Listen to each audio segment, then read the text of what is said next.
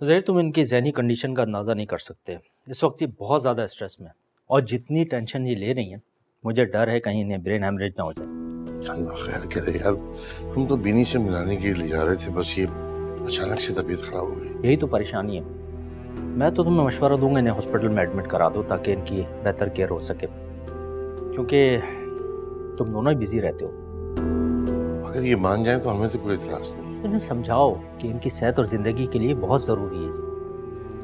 कोशिश करूंगा, लेकिन हॉस्पिटल के लिए राजी नहीं होगी। देखो, मैंने तुम्हें इनकी सारी कंडीशन बता दी है। अब अगर तुम घर पे ही इलाज कराना चाहते हो तो किसी नर्स का बंदोबस्त करो ताकि हर वक्त वो यहाँ मौजूद रहे। देखो, इनके पास 24 घंटे किसी अटेंडेंट का रहना बहुत ज़रूरी है। चलो देखते हैं।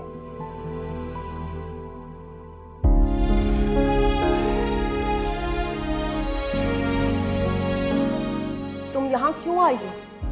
किस हक से आई हो तुम यहाँ? और क्या करने आई हो? हमारी बेबसी देखने के लिए, हमारी मजबूरी हमें देखने के लिए? निकल जाओ यहाँ से।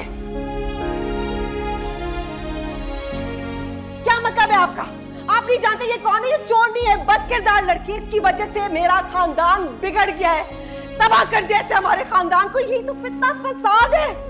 इसको निकाले। इसकी वजह से बीनी की जिंदगी तबाह हुई है, राहिल गुमराह हुआ है। इसको निकाले।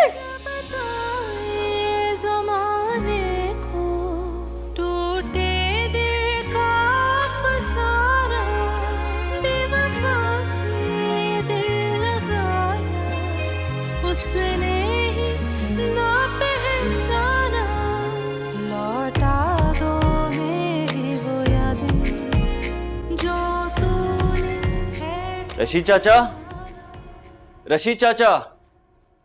जी साहब। उरूसा कहाँ है? उरूसा बीबी तो उसी वक्त चली गई थी जब बेगम साहिबा ने उन्हें।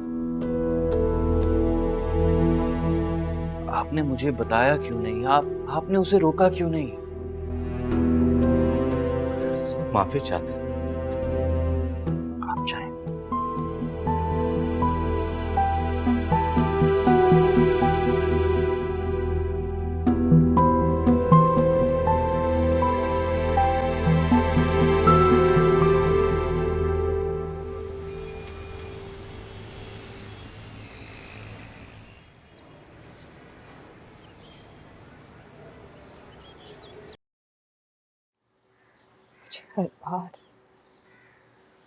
हर बार उस घर से जलील करके निकाला गया,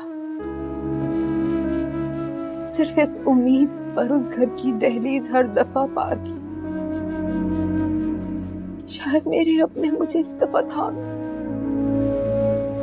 संभाल ले, मेरा ख्याल करे। लेकिन मैं हर दफा नाउम्मीद हूं। खूनी ताल्लुक जहां होता है ना, वहां चोट भी ज्यादा महसूस होती है। अपनों से दिल बुरा करना बहुत मुश्किल होता है रूसा।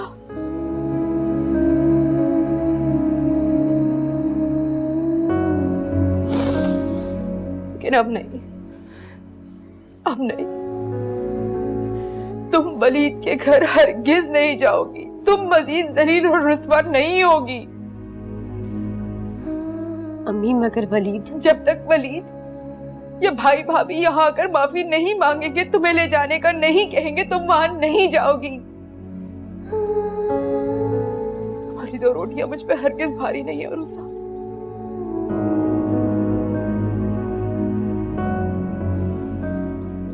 मेरा आखिरी फैसला है। क्या भरोसा दिल को यूं जलाना, क्या जो नसीबों में लिखा हो के यूं बचताना, क्या बनता है वक्त मरहम जख्मों से घबराना, क्या अपने हो जो पराए गैरों से शर्माना, क्या क्यों तूने तोड़ा ये दिल मेरा तोड़ा, हाँ मुझे छोड़ा अस्सलाम वालेकुम बेटा। वालेकुम सलाम बाबा। कैसी है तुम्हारी मामा? काफ़ी बेहतर हैं। अभी थोड़ी देर के लिए जागी थी तो मैंने उन्हें ज़बरदस्ती सूप लाया, मेडिसिन दिया, वापस सो रही। और हाँ, याद आया, वो थाने से कॉल आई थी। पूछ रहे थे कि हम बीनी से मिलने आ रहे हैं या नहीं आ रहे। मैंने बता दिया कि मामा की तबीयत ठीक नहीं है, हम आज नहीं आ सकते। उसे अपनी जेब भरने की फिक्र नहीं। बहरहाल देखो, तुम्हारी मामा की तबीयत ठीक होगी तो हम जाएंगे बीनी से। मुझे एक बात की टेंशन हो रही है कि मामा बीनी को लॉकअप में देखकर किस तरह रिएक्ट करेंगे। मुझे नहीं लगता वो बर्दाश्त कर पाएंगे, क्योंकि आज उरूसा को देखकर उन्होंने जिस तरह से रिएक्ट किया है, मैं डर गया। मैं तो खुद उरूसा को देख के खुश हो गया था कि चलो वो हमारे दुख में शामिल होने के लिए बिन बुलाए हमारे पास आ गई। मगर सबा, इस औरत की नफरत की तो कोई हद ही नहीं है। अल्लाह इसका दिल साफ करे। हमने तो अपनी पूरी कोशिश कर दी है, जो रहेगा नहीं। इतना बड़ा हादसा हुआ तुम्हारे साथ, वो भी उसे बदल नहीं सका।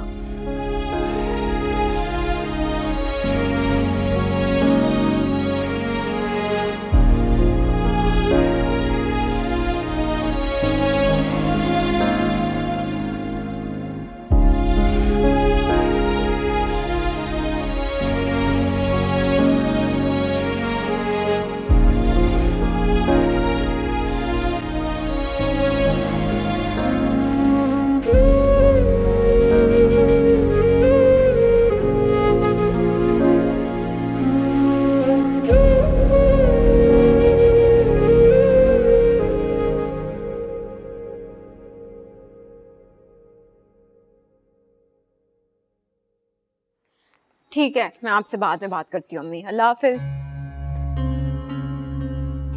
अस्सलाम वालेकुम। क्या हुआ, आज जल्दी आ गए? हाँ, बस ऑफिस से निकला था, कुछ काम था तो सोचा जल्दी कर चला जाऊं। खाना लगा दूँ? हाँ, खाना लगा दो। क्या हुआ है मोहसिन, परेशान लग रहे हो, कुछ हुआ है?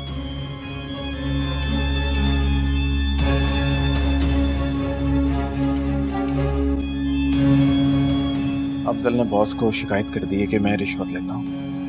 अफजल ने? वो तो खुद इतना बड़ा रिश्वतखोर है, उसने क्यों शिकायत लगा दी? 10 लाख रुपए में से मैंने उसको उसका हिस्सा नहीं दिया था, इस वजह से। हाँ तो क्यों देते? तुम्हारी मेहनत की कमाई थी, तुम्हारे काम का मुआवजा, उसको क्यों दे देते? तुम्हारी यही लालच ने मुझे मरवा दिया कि अकेले खाओ। मैं तुमसे कहता था कि मिल बांट के चलेंगे तो सब कुछ सही रहेगा, एक दूसरे के ऊपर नजर रखते हैं, सब निवाला अलग से निकाल लेते हैं। अब देख लिया, मिल बांट के नहीं खाया ना मैंने, अकेला रह गया हूँ। अगर उसने बॉस को तुम्हारी शिकायत लगाई है ना, तो तुम भी उसकी हरकतों का बॉस को बता दो। उसका वो जो इतना गंदा मंदा सा टूटा फूटा सा घर था, वो इतने आलीशान घर में कैसे तब्दील हो गया, बताओ जरा।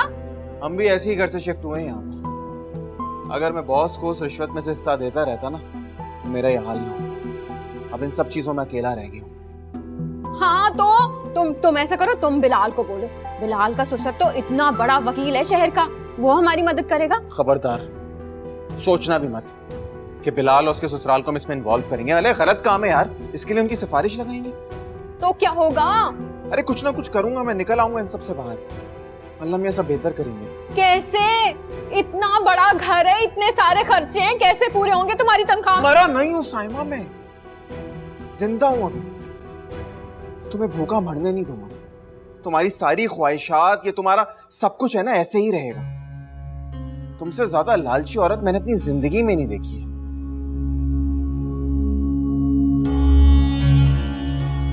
कैसे पूरी करेगा, कैसे होगा सब कुछ? या अल्लाह मदद कर।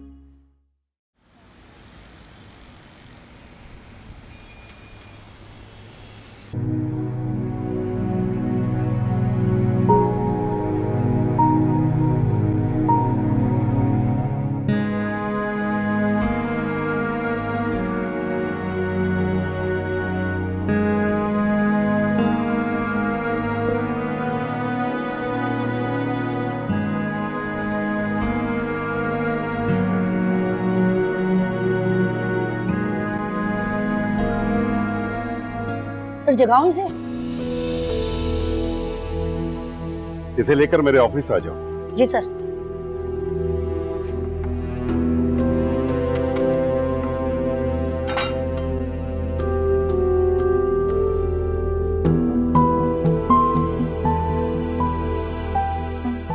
उठ बीबी, सुनाई नहीं देता? कान बंद है क्या तेरे? कब से बड़े साहब बुला रहे? उठ।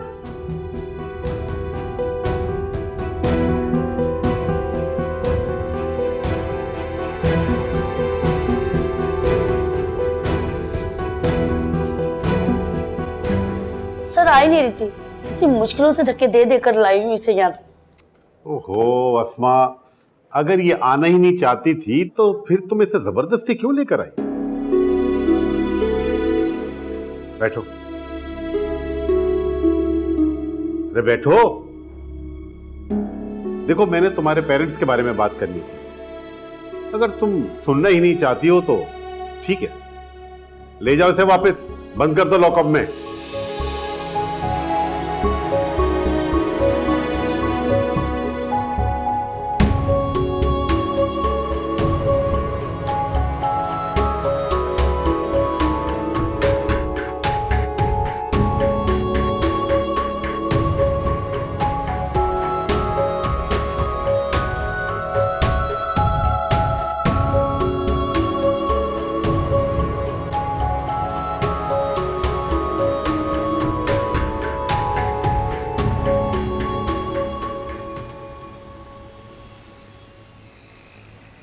अरे बताओ मीन आबदा बेगम, कुछ अंदाजा है आपको? है पूरे खानदान में क्या बातें हो रही है इसके हवाले से? तुम जाती क्यों नहीं हो भाई अपने घर? क्यों बातें कर रहे हैं वो लोग? इन्हीं बातों की वजह से मैंने तुम्हें इस घर में रहने की इजाजत दी थी सलीम। क्या हक बनता है उनका बातें करने का? क्या वो खर्चा देते हैं हमें महीने का? इज्जत का मामला है तो कुछ तो कह रहे हैं कि तलाक मिल गई सर, वजह तो बहुत ही घटिया बताते हैं। क्योंकि तुम ऐसे घटिया लोगों के दरमियान बैठते हो, क्यों सुनते हो ऐसी घटिया बातें? कोई और शख्स होता ना तुम्हारी जगह तो मुंह तोड़ देता उनका। मैं भी तोड़ देता मुंह। आप माँ बेटी कुछ बताते ही नहीं, अब मैं सच झूठ का फर्क कैसे करूं? आपने कभी पूछा अब्बू? आपने कभी पूछना चाहा कि हमारी जिंदगी में क्या हो रहा है, वो किन दुखों और किन खुशी से गुजर रहे हैं? नहीं अब्बू, कभी भी नहीं। आपने कभी अपनी शफकत का हाथ हमारे सर पर नहीं रखा, कभी हमें कोई तसल्ली, कोई दिलासा नहीं दिया। अब अगर लोग आपको बातें सुना रहे हैं तो आपको सुननी पड़ेंगी, और अगर आपको मेरी वजह से बातें सुननी पड़ रही हैं तो मैं उसके लिए माफी चाहती हूँ। और एक बात, मैं इस घर में अपनी मर्जी से खुशी से नहीं रह रही, यहाँ रहना मेरी मजबूरी है। तुम्हारे इन खानदान वालों की इन घटिया बातों की वजह से मैंने सब कुछ बर्दाश्त किया, लेकिन कह दो उनसे मेरी बेटी के बारे में एक लफ्ज भी ना कहें। और आइंदा कोई ऐसी बात ना करना सली जिससे उरूसा को तकलीफ पहुंचे। समझ गए? जी अच्छा।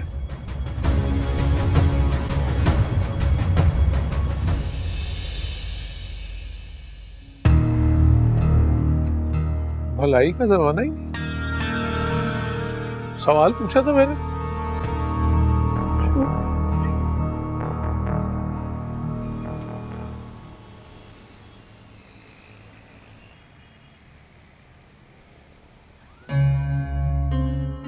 मोहसिन, क्या कहा अफजल ने? देखो, उसकी बात ना मान के ना, मैं उसको अपने खिलाफ नहीं करना चाहता।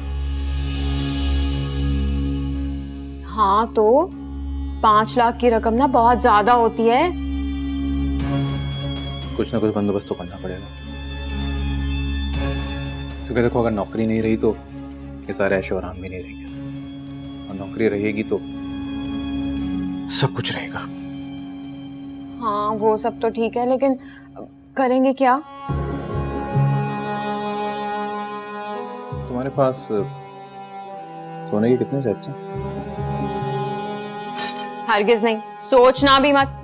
मेरे जेवर की तरफ ना आंख उठा के भी मत देखना, एक बाली नहीं दूंगी। हाँ ठीक है, इन सेट्स को अपने सीने से लगा के रखो और मातम करती रहना, क्योंकि नौकरी तो नहीं रहेगी। और यही अगर हम सेट्स बेच दें और अफजल की डिमांड पूरी कर दें तो नौकरी रहेगी, और ऐसे 10 सेट और बनवा दूंगा तुमको।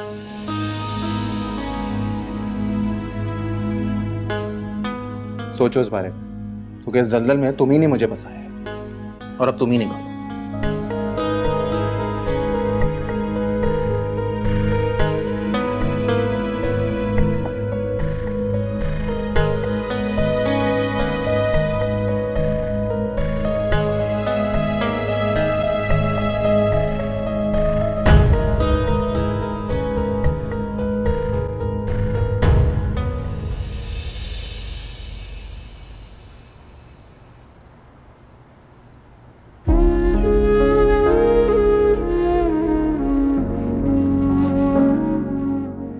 क्यों आई हो? किस हक से आई हो तुम यहाँ? और क्या करने आई हो? हमारी बेबसी देखने के लिए, हमारी मजबूरी हमें देखने के लिए? निकल जाओ यहाँ से। क्या मतलब है आपका? आप नहीं जानते ये कौन है? ये चोर नहीं है, बदकिरदार लड़की। इसकी वजह से मेरा खानदान बिगड़ गया है, तबाह कर दिया इससे हमारे खानदान को। यही तो फितना फसाद है। इसको निकाले, इसकी वजह से बीनी की जिंदगी तबाह हुई है, राहिल गुमराह हुआ है, इसको निकाले।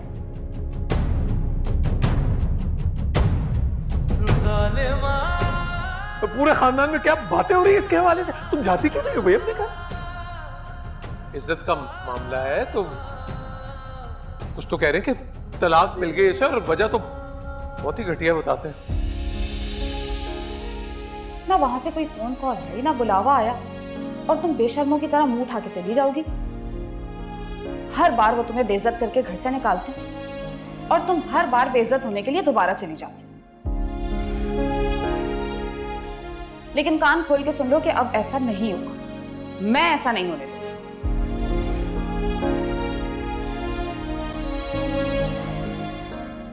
अरे भाई, तुम्हारी भी तो इज्जत और मान है। वो आए, तुम्हें मनाए, माफी मांगे, लिखत पढ़त करें और लेके चले जाए। अना और खुददारी भी किसी चिड़िया का नाम होता है बाबू।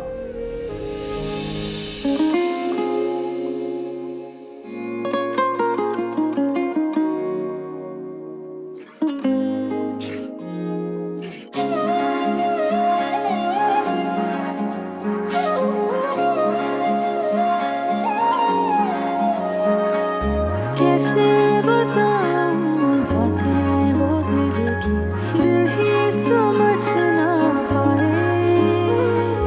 राज़े मोहब्बत तुझको सुनाऊं, तू ही समझ ना पाए।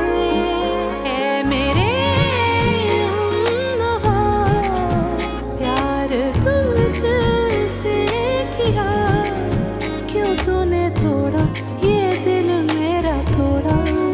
हाँ मुझे छोड़ा, कहीं कभी न छोड़ा, हो ज़ालिमा।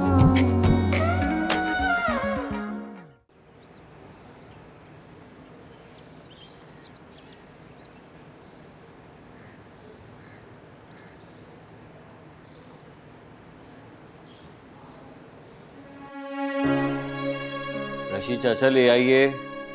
बस ला रहा हूँ साहब।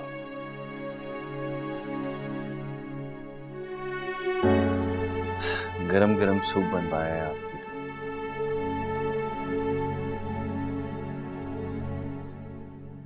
दो दिन से आपने कुछ खाया नहीं है ठीक से। इतनी कमजोर हो गई है, बीनी जब वापस आएगी तो क्या कहेगी कि बेटे ने माँ का ख्याल ही नहीं रखा। रूसा ने क्यों झूठा इल्जाम लगाया राहिल पे? वो इल्जाम ना लगाती तो अभी बीनी और राहिल खुश होते। मेरी बीनी यहाँ होती। ऐसे नहीं करना चाहिए था।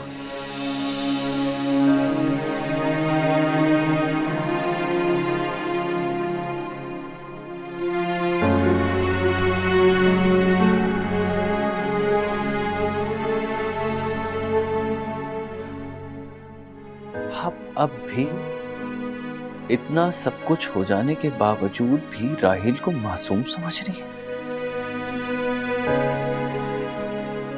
मामा उसने हमसे हमारा सब कुछ छीन लिया, हमारा बिजनेस बर्बाद कर दिया, हमारी जिंदगियां बर्बाद कर दी। आपकी बेटी मौत के दोहराए पे खड़ी है मामा, और आप अब भी राहिल को बेकसूर समझ रहे हैं, और उरूसा आपकी नजर में अब भी कसूरवार है।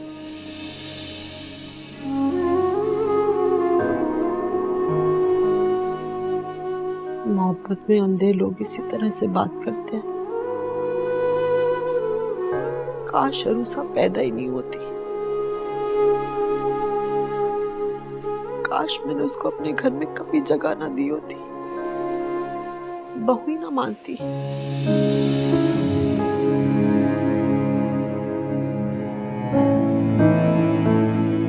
अल्लाह का शुक्र है चली गई है, वो वापस नहीं आएगी। मेरे जीते जी मैं उसे कभी वापस नहीं आने दूंगी।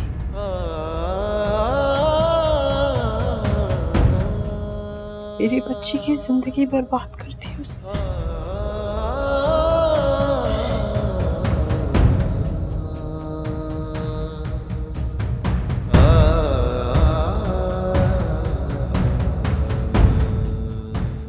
ये सूप पीना। कुछ नहीं चाहिए मुझे, बस बीनी चाहिए।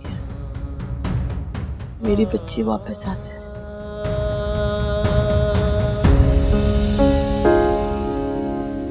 क्या बताएं जमाने को, टूटे दिल का अफसाना, बेवफा से दिल लगाया उसने ही ना पहचाना। लौटा दो मेरी वो यादें जो तूने है ठुकराना।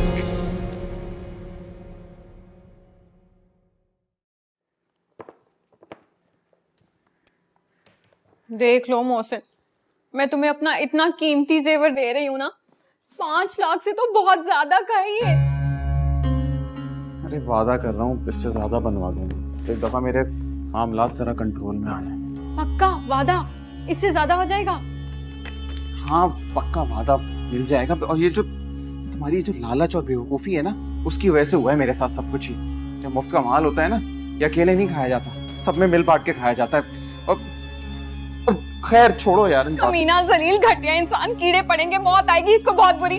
हमें मुफ्त पे डरा धमका रहा है, तंग कर रहा है हमें। तुम देखना जरा, मैं बाबा जी के पास जाती हूँ, ऐसा तावीज लेके आऊंगी ना। बकवास बंद करो, खुदा का वास्ता है तुम्हें। ये उल्टी सीधी चीजों में ना जहन मत लगाया करो, अच्छा सोचा।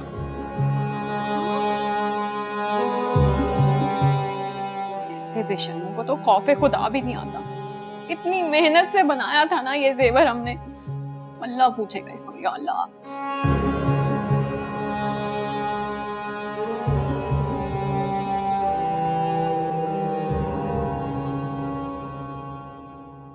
रूसा बेटा ये लो चाय, और जरा मेरी साइमा से बात करवाओ जल्दी से।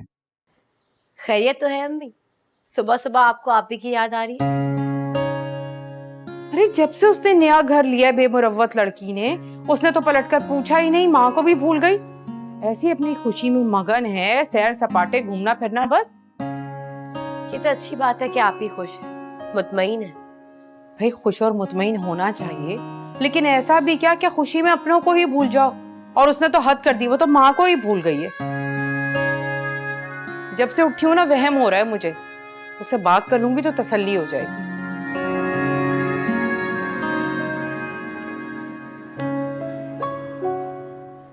हेलो साइमा, तुम्हारी अम्मी बात कर रही हूँ, पहचाना? जी अम्मी, पहचानूंगी क्यों नहीं। कैसी हैं? ठीक हूँ।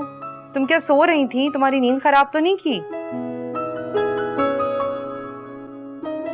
कहाँ अम्मी, सो तो नहीं रही थी, जाग रही थी। मोहसिन गया है ना अभी ऑफिस। अच्छा अच्छा, बस मैंने सुबह सुबह इसलिए तुम्हें फोन कर दिया। जब से उठी हूँ ना मुझे घबराहट हो रही थी तुम्हारी तरफ से, तो मैंने सोचा तुमसे बात करूं, तसल्ली हो जाए मुझे। तुम ठीक हो ना? मोहसिन तो ठीक है? ठीक है अम्मी। तुम्हारी तबीयत कैसी है? तुम्हारी आवाज को क्या हुआ है? तुम क्या रो रही थी साइमा? नहीं अम्मी, बस वैसे ही तबीयत थोड़ी सी डाउन हो रही थी इसलिए। खैर छोड़ें, आप बताएं कि उरूसा का बताएं। वो घर गई अपने मामू के घर से किसी की कॉल आई वलीद की? नहीं, अभी तक तो नहीं। अम्मी आपने उसे क्यों बिठा के रखा हुआ है यहाँ पे? अपने भाई के घर जाएं और उसे छोड़ के आएं। अगर वहां से कोई नहीं आ रहा तो आप चली जाएं। अना और खुददारी के चक्कर में ना मामला ही ना खराब हो जाए। हाँ, देखते हैं। देखना क्या है अम्मी, वो बीनी थी ना उरूसा की सबसे बड़ी दुश्मन, वो तो जेल में है। और मुआनी जान, वो तो सदमे की हालत में होंगी। इस वक्त वलीद को सबसे ज्यादा उरूसा की जरूरत है। उसे कहें कि मौके की मुनासबत को समझे और जाए उसके पास। अच्छा, तुम आओ ना किसी दिन, फिर बैठकर बहुत सारी बातें करेंगे। अभी उरूसा को देर हो रही है, वो मेरे सामने ही है। उसको ऑफिस जाना है ना? ठीक है, ठीक है, मैं लगाऊंगी चक्कर। अल्लाह हाफिज।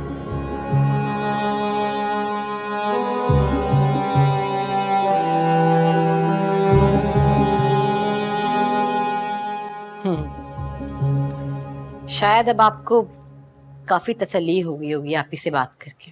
हाँ, मैं जाती हूँ। खुदा हाफिज। खुदा हाफिज बेटे।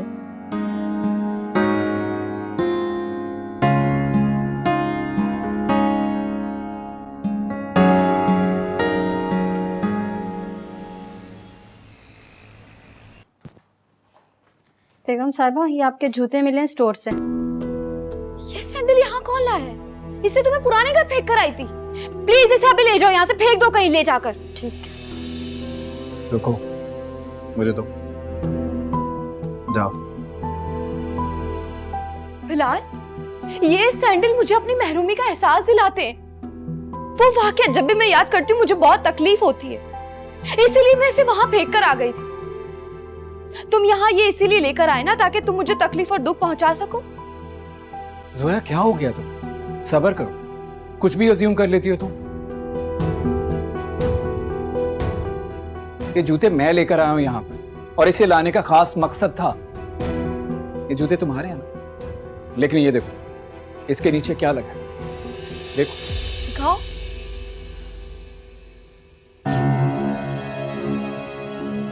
ऑयल? ये वैसलीन है,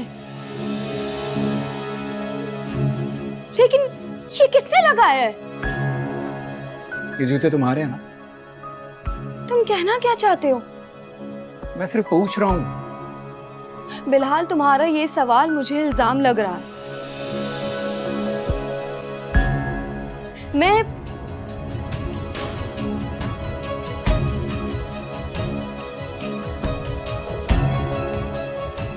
लो भाई, तुम्हारा मसला हल हो गया। ये देखो कैसी है, अच्छी है ना? बहुत अच्छी। हाँ, कब से पड़ी हुई थी मेरे पास, एक साइज छोटा आ गया था और सोच रही थी कि बदलवा लूं, लेकिन घर के कामों में कहाँ टाइम मिलता है। अब देखो ना, तुम्हारे काम आ गई। बहुत अच्छी हैं और मुझे लग रहा है मुझे बिल्कुल फिट आएंगी। हाँ हाँ, बहुत अच्छी लगेंगी। थैंक यू साइमा आपी। पागल हो क्या? ये थैंक यू करके ना शर्मिंदा कर देती हो। वैसे भी तुम तो मेरी छोटी बहन हो। चलो अब जल्दी से तैयार हो जाओ, मैं भी तैयार होने जाती हूँ।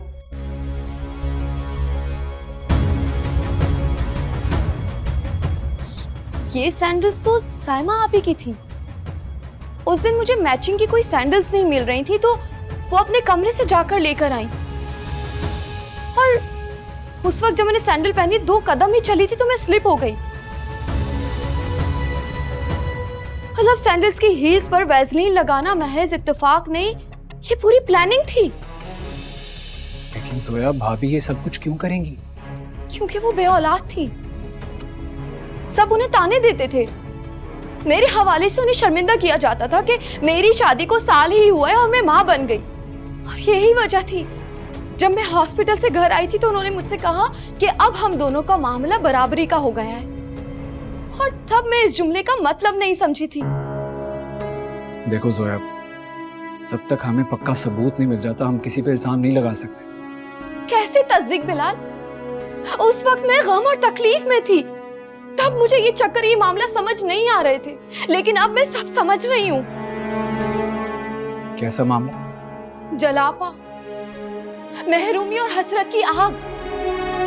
मैं माँ बन गई, मुझे सबकी मोहब्बत प्यार मिला और ये अहमियत साइमा आपी को एहसास से कमतरी में मुब्तला करती चली गई। मुझे अब उनकी बातों का मफहूम समझ आ रहा है। उनके गिले शिकवे, उनके तावीज गंडे करवाना और नाकामी पर मुझ पर इंतकाम लेने की खातिर मुझे भी नेमत से महरूम कर देना जिससे वो खुद थी। जोया, मैंने ये सैंडल्स इसलिए संभाल के रखे थे ताकि मैं हकीकत तक पहुंच सकूं। मैं कोई गलती नहीं करना चाहता था। कैसी गलती? उन्होंने मुझे इंतकाम का निशाना बनाया, उन्होंने मुझे बर्बाद कर दिया। उन्होंने किस दुश्मनी का बदला लिया है मुझसे? उन्हें मेरे नुकसान की कीमत चुकानी पड़ेगी बिला।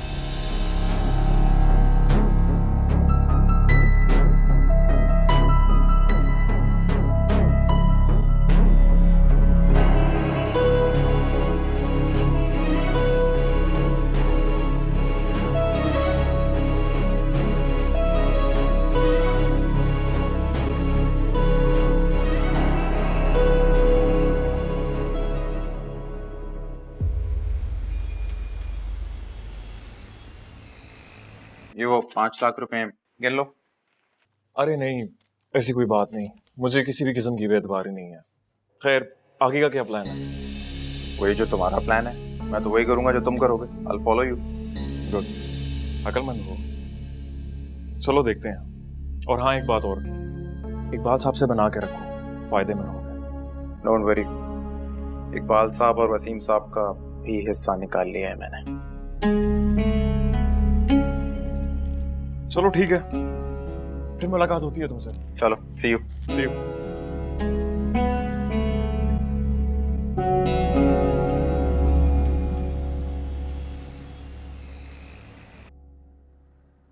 शुक्र है जोया कि मेरी तरफ से तुम्हारा दिल साफ हो गया और मेरी बेगुनाही साबित हो गई। मैं तो दिन रात यही सोचती रहती थी कि आखिर तुम मुझसे किस बात पर खफा हो। देखो ना, मैं तो हमेशा तुमसे प्यार से बात करती, कभी बदतमीजी नहीं की और दोस्ती करना चाहती हूँ। पहले तुम्हारा रवैया मेरे साथ बहुत अच्छा था, लेकिन अचानक से बदल गया और मेरी तो समझ से बाहर था कि ये सब हो क्यों रहा। कम से कम एक बार मुझसे पूछ ही लेती तो ये सारी गलतफहमी दूर हो जाती। मुझे अपनी पहचान और परख में हमेशा भरोसा रहा है। बाबा वकील हैं तो लगता था कि उनकी कुछ आदत का असर है मुझ में। हमेशा हर बात की तह तक जाती थी और उस बात तक पहुंच जाती थी, लेकिन इस मामले में तो मैं धोखा खा गई। क्योंकि मुकाबले पर साइमा भाभी थी। अल्लाह माफ करे, उस औरत का डसा हुआ तो पानी भी नहीं मांगता भाई।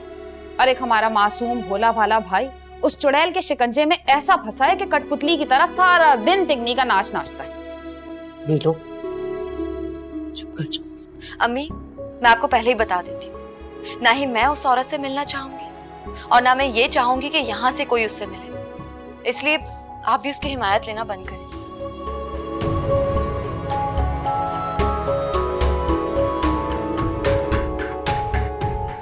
क्या हो गया तुम्हें? हाँ? अरे वो तुम्हारी नंदी नहीं है, बल्कि तुम्हारे भाई की बीवी भी है। तुमने ये बात कभी नहीं सोची कि अगर मोहसिन को कल को बिलाल की मदद की जरूरत पड़ गई तो क्या होगा? ये बात ना मोहसिन भाई को अपनी बीवी को समझाना चाहिए। अब जो भी नतीजा निकलेगा ना, आपका बेटा भी साथ में भुगतेगा। तौबा तौबा, कैसे भाई को मुंह भर भर के बद्दुआएं दे रही हो। ये ख्याल कर लो कि माँ हूं मैं उसकी। इस्तग़फ़ार। कुछ खिलाई दो।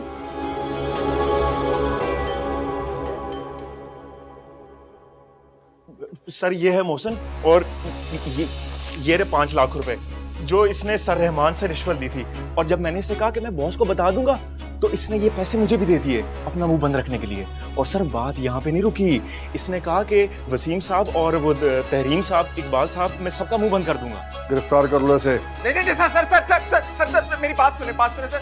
ये झूठ बोल रहा है। इसने मुझे धमकाया था और इसने बोला था कि अगर मैंने हिस्सा नहीं दिया तो ये बॉस से शिकायत करेगा, मेरी नौकरी खत्म करवा देगा। सर बताओ ना यार, तुम बता क्यों नहीं रहे हो? पूछे ना। हिस्सा? कैसा हिस्सा और किस चीज में हिस्सा मांग रहा है? ये पैसों में, ये वाले पैसों में सर, पैसों में बोला था इसने। किसके पैसों में?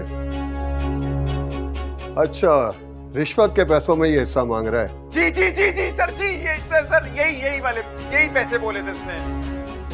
तुम तो बहुत ही मासूम और कच्चे चोर निकले, इतनी जल्दी मान गए। ले चलो ऐसे, चलो। सर सर सर सर मेरी बात सुनिए सर मेरी बात तो सुनिए सर, झूठ बोल रहे हैं सर वो। सर मैं बिल्कुल सर, मेरी बात तो समझे, मुझे फंसाया जा रहा है सर। मैं ऐसा नहीं हूँ सर, झूठ बोल रहे हैं ये लोग।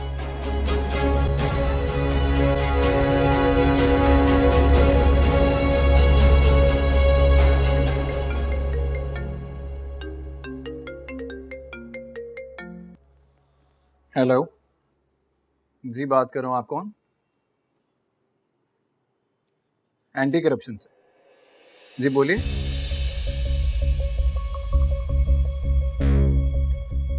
व्हाट? मोहसिन भाई? जी जी जी, मैं आ रहा हूँ फौरन। जी थैंक यू।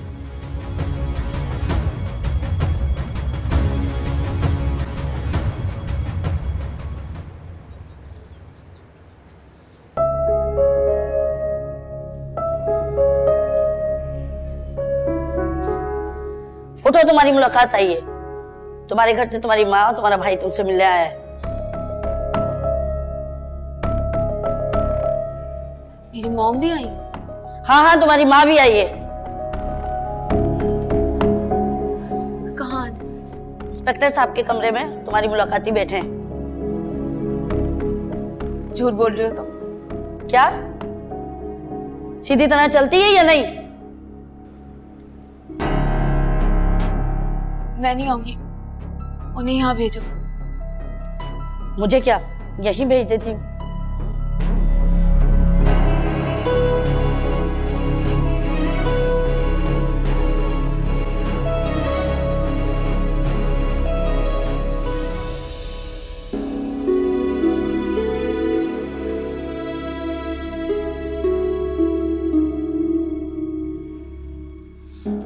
क्या बात है मोहसिन भाई, परेशान लग रहे हैं?